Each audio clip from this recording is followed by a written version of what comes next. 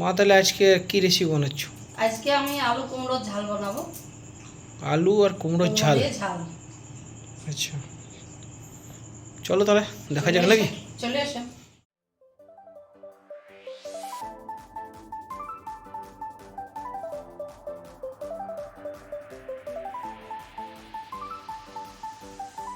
আমি কুমড়ো আলুর ঝাল বানাবো।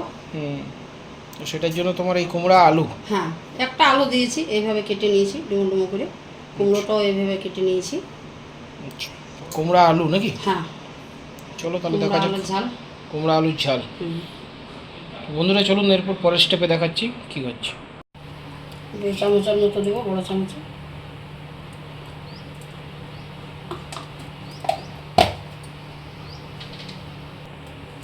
একটা শুকনো লঙ্কা দিচ্ছি, ফোড়ন। 1/2 চামচের মতো সরষে দিচ্ছি, কালো সরষে। এটা কি দিচ্ছ? ছোট চামচের 1 চামচ ওই ফোড়ন, 5 ফোড়ন। 5 ফোড়ন। কুমড়া আলুটা দিয়ে দিচ্ছ।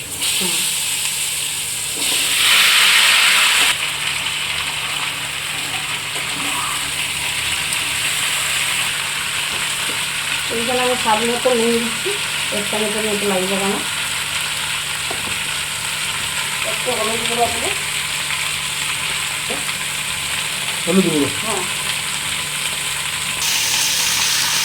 তো ঢাকনা দিয়ে দেবো না? ঢাকনা দিয়ে দেবো। ঢাকনা দিয়ে সিদ্ধ হতে দেবো। হ্যাঁ, হালকা হালকা নাড়াচাড়া করবো মাঝে মধ্যে, 5 মিনিটের মতো। ঢাকনাটা দিয়ে দিলাম। চলুন বন্ধুরা আমরা পরে ফিরে আসছি একটু পরে। আমরা আবার ফিরে চলে এসেছি, মোটামুটি 5 মিনিট হবে। হ্যাঁ, দেখো তোলো ঢাকনাটা দেখি, সিদ্ধ হয়ে গেছে। ভাত সিদ্ধ হয়ে গেছে। এরপর আমি মশলাগুলো দেবো। এই যে হলুদ দেওয়া আছে, আর কিছু মশলা দেওয়া নেই।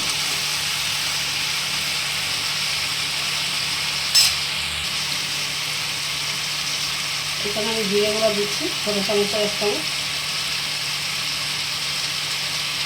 1 চামচ কাশ্মীরি লঙ্কা গুঁড়ো।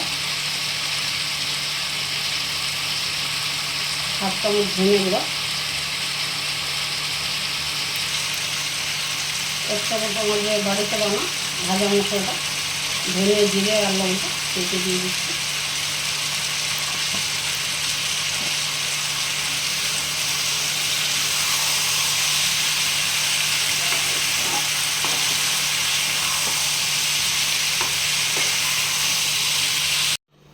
তো বন্ধুরা, আমাদের ভিডিওটা যদি ভালো লাগে থাকে তাহলে একটা লাইক করে দিও।